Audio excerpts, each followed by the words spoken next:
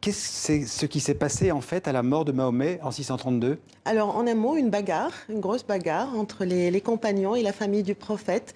Il y a une dispute autour de l'héritage du prophète, un héritage d'abord politique et spirituel, et ensuite l'héritage financier que le prophète avait laissé et qui sera l'objet d'un litige Ouais. entre le premier calife Le premier élu, calife, c'est Abou Bakr. Abou Bakr as-Siddiq, Ouais. l'un des proches compagnons du prophète, Oui. et cette lutte, ce conflit autour de l'héritage financier va l'opposer à la propre fille du prophète, Fatima. Alors Fatima, j'ai l'impression que la fille du prophète, c'est un personnage central dans votre histoire.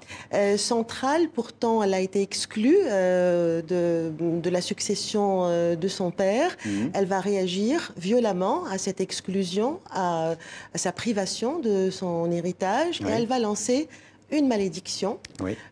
contre d'abord le premier calife, qu'elle Mhm. tient pour responsable de cette spoliation, Ouais.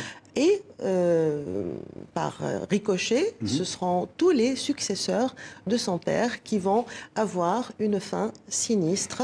C'est là qu'est la rupture entre les sunnites et les chiites. Ça commence dès la Euh, mort de Mahomet. Bon, techniquement et historiquement, la rupture va être consommée bien plus tard, 30 ans plus tard, lors de la guerre civile qu'on appelle la Grande Discorde. Mhm. Mais je pense que la première graine du conflit sunnite-chiite a été plantée Mhm. quelques heures à peine après la mort du prophète. Alors votre livre, c'est comme une pièce en 3 actes avec 15 scènes, je les ai comptées. Vous reconstituez l'histoire, le décor, les personnages. On a l'impression d'être dans une tragédie grecque, C'est une tragédie mais qui se grecque. passe à Médine. Absolument, surtout que moi je fais le parallèle exprès entre le personnage de Fatima, la fille du prophète, et celui d'Antigone, qui elle aussi va entrer en conflit avec le successeur de son père. Hein. Et